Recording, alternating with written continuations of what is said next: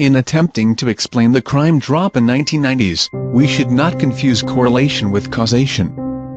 Two events may be correlated with each other, but the happening of any of the events may not be the cause of the other. For example, drowning and ice cream sales are positively correlated to the extent that both tend to increase during summer. However, we should not then conclude that the increase in ice cream sales causes an increase in drownings, or vice versa, such that the increased use of capital punishment and tougher gun laws decrease crime rates.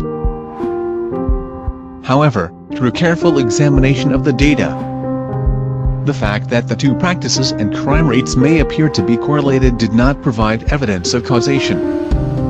Simply stated, the massive crime drop was not caused by the increased use of capital punishment and tougher gun laws. But how can this be? Over the past 20 years, efforts have been made to reduce the number of guns in circulation. There are, however, two markets for guns, one legal and the other illegal. And the laws that have been enacted affect primarily the legal market for guns.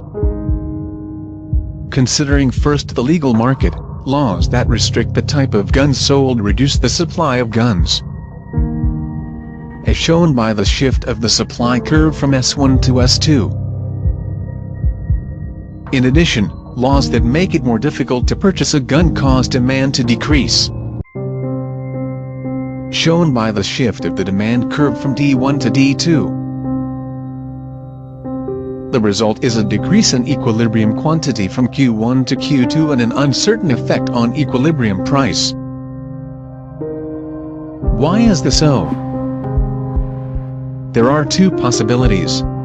The first is that there is no change in supply and demand, because the laws enacted affect primarily the legal market for guns, and that only means that the gun laws did not make an impact on crime rate.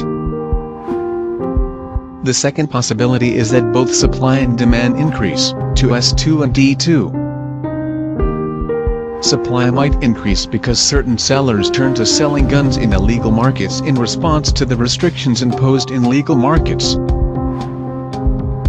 Demand might increase because individuals who wish to purchase a gun but find it more difficult to do so in a legal market turn to the illegal market.